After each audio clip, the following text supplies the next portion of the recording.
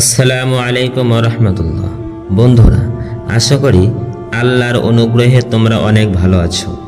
আজকে আমরা রসুলের একটি হাদিসের আলোকে একটি ঘটনা থেকে শিক্ষা গ্রহণ করব। তাহলে বন্ধু, প্রথমে আমরা জেনে নেই রসুলের হাদিসটি।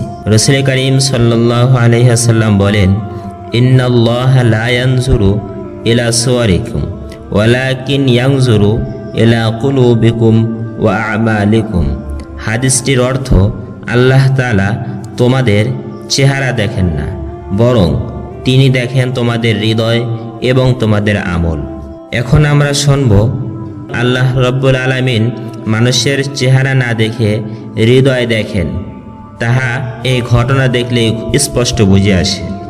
রাসূল করিম সাল্লাল্লাহু আলাইহি ওয়াসাল্লাম বলেন, তোমরা কি জানো কিয়ামতে প্রথম যে ব্যক্তি জান্নাতে প্রবেশ করবে সে কে? সাহাবায়ে কেরাম বলিলেন, আল্লাহ এবং আল্লাহর রাসূলই ভালো জানে। রাসূলুল্লাহ সাল্লাল্লাহু আলাইহি ওয়াসাল্লাম বললেন, একজন আসওয়াদ, একজন কৃষ্ণকায়, একজন কালো কুচকুচে ব্যক্তি জান্নাতে যাবে। সাহাবায়ে কেরাম বললেন, হে আল্লাহর রাসূল, সেই কালো ব্যক্তিকে? রাসূলুল্লাহ সাল্লাল্লাহু আলাইহি ওয়াসাল্লাম নিম্নে বর্ণিত এই ঘটনাটি শোনালেন। ঘটনাটি হলো, আল্লাহ তাআলা কোন এক জনপদে একজন নবী পাঠান। জনপদের কোনো লোকই নবীর উপর ঈমান আনল না, কেবল সেই কালো ব্যক্তি ছাড়া। এলাকাবাসী নবীর উপর অত্যাচার চালায়। তার একটি কুয়া খনন করে নবীকে তার মধ্যে ফেলে দেয় এবং বিরাট পাথর দ্বারা কুয়াটির মুখ বন্ধ করে দেয়। এবং এ অবস্থায় কৃষ্ণকায় লোকটি জঙ্গল থেকে কাঠ এনে বিক্রি করত। কাঠ বিক্রি করার টাকা দিয়ে খাদ্য পানি ক্রয় করে ওই কুয়ার পথে দেওয়া পাথরটি সরিয়ে খাদ্য পানি সেই নবীকে পৌঁছাইত।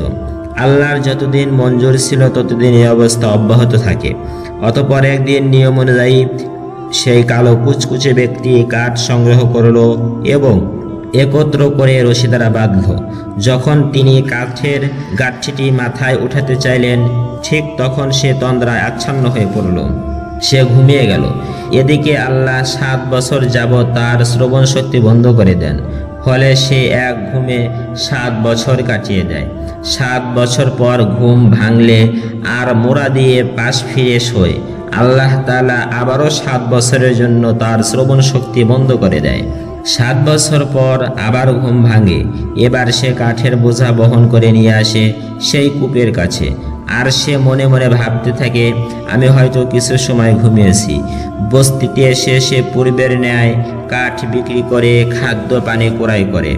সে উক্ত পানি খাদ্য নিয়ে সেই কুয়ার কাছে গেল, কিন্তু তথায় সে কোনো কুয়া দেখতে পেল না। ঘটনা ছিল এই যে, নবীকে কুয়ায় নিক্ষেপ করার কিছুকাল পর এলাকাবাসী তাদের এ কর্মের পরিণতি চিন্তা করে তার কিছু আভাস ইঙ্গিত পেয়ে নবীকে তারা কুয়া থেকে বের করে আনে, তার প্রতি ঈমান আনে ও তাকে সত্যবাদী রূপে গ্রহণ করে।